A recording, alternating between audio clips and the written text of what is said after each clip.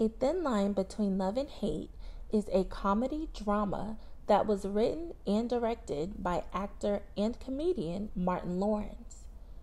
The film was released in 1996 and starred Martin as well as Lynn Whitfield, Regina King, and Bobby Brown. The movie centered around the life of womanizer Darnell Wright and his tumultuous relationship with Brandi Webb, a successful businesswoman who would become an unhinged, scorned lover. This movie is very entertaining, funny, and it keeps the viewer engaged from start to finish. Today, I want to focus on the character Brandi Webb, portrayed by Lynn Whitfield. She was widely seen as the movie's villain, but I feel that she was also victimized by a narcissist. Brandi Webb was a divorced, wealthy, and elegant woman who caught the eye of nightclub manager Darnell Wright while shopping.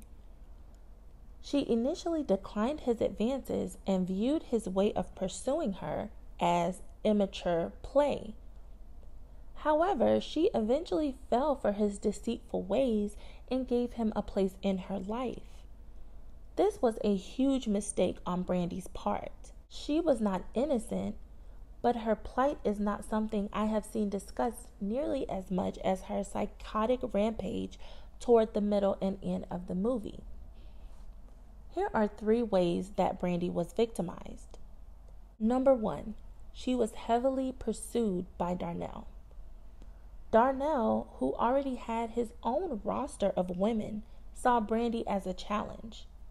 He and his friend T, portrayed by Bobby Brown, made a bet that Darnell, portrayed by Martin Lawrence, would not be able to have sex with Brandi.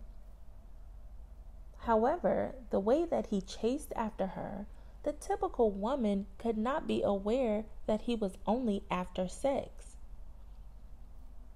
Darnell went out of his way by finding out where she worked and showing up there to present her with flowers. He also posed as a potential client and scheduled a tour of a home that she was showing, only to present her with an expensive crystal baby bird by Lalique, a brand that he was aware that she collected from. This would be what ultimately won her over and caused her to begin falling for Darnell. Had he presented himself in an honest way as someone who just wanted to sleep with her, then we could only blame Brandi for not taking heed and continuing to ignore him. But even as a viewer, I started to think that he was really becoming interested in Brandi based on the lengths he went to in order to get her. Number 2, she was manipulated into sex.